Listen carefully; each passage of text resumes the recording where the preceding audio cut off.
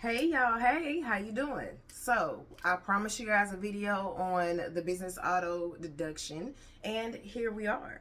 So, let's talk about this. First of all, stop buying expensive cars you can't afford.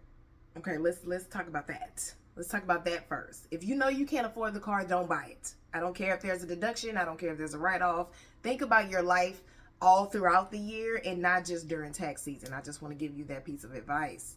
Don't live beyond your means. Okay, don't do that, regardless of what the tax laws say, regardless of what whoever tax person you talk to says, regardless of whatever accountant you talk to says that it's not me. No, I'm kidding. There's some good people out there. But just be careful because people will literally feed you a load of bullshit.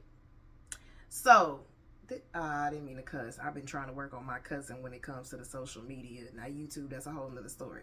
But anyway, so you have the option to do one or two things. When you buy these cars, then you can deduct the standard mileage rate, which because they changed it, it's 58.5 cents a mile for the first part of 2022, and then for the second part of 2022 is 62.5 cents a mile.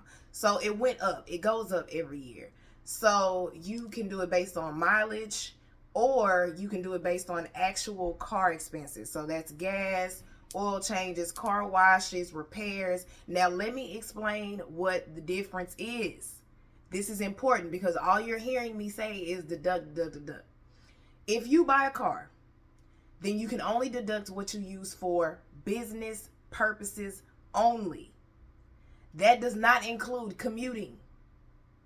That only is for business purposes. So personally, this is my personal opinion, I feel like that deduction is only beneficial for people who actually drive as a part of their job or as a part of their business. So salesmen, Uber, Lyft, they can actually do that. They get a really good deduction on that because that's what they do. They're driving as their job, or they have to, anybody who uses their car to like go take a client somewhere, like real estate agents. If a real estate agent takes a client to see a house, that's business use. Commuting to and from the office is not business use.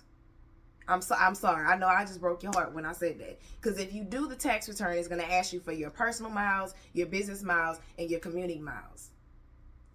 So you can either do it by mileage, or you can do the actual expenses. Now, for the actual expenses, that will require you to keep up with your receipts. And just a side note, if you do the standard mileage rate, you can also write off parking and tolls along with the standard mileage rate. But if you do the actual expenses, then you can't. You have to do parking, tolls, oil changes, repairs, car washes, all of that stuff. And you can't do the standard mileage rate. Okay, so again, going with what I was saying, you have to only write off what you use for business purposes. So if you, let's say you go buy a BMW, whatever, even if you buy a Toyota, it doesn't have to be an expensive car. A car in general, let's say you go out and buy a car, right?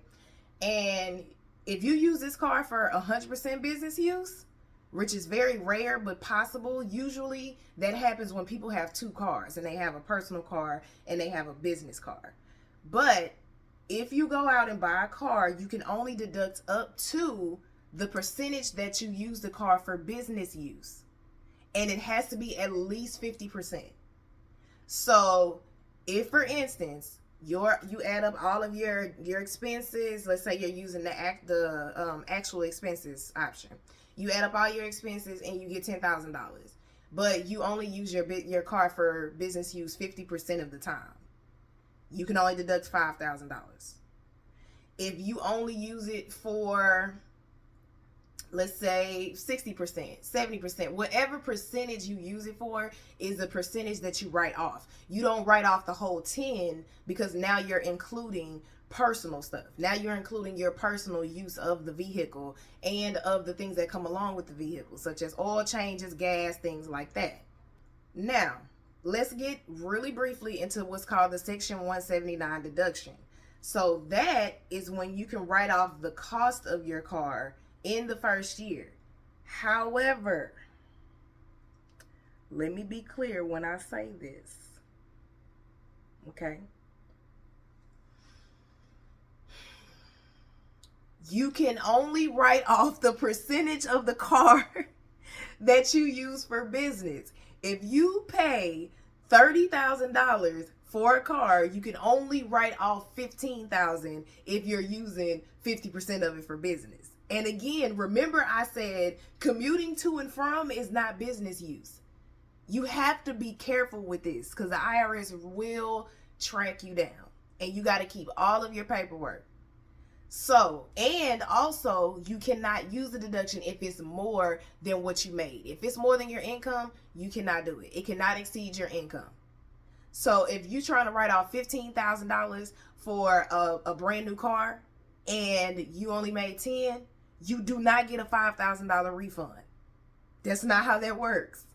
Okay? Business tax returns, they're meant mainly to lower your tax, the tax that you owe, not to get refunds. If you're an entrepreneur, you might want to kind of throw refunds out the door. I can't tell you last time I got a tax refund.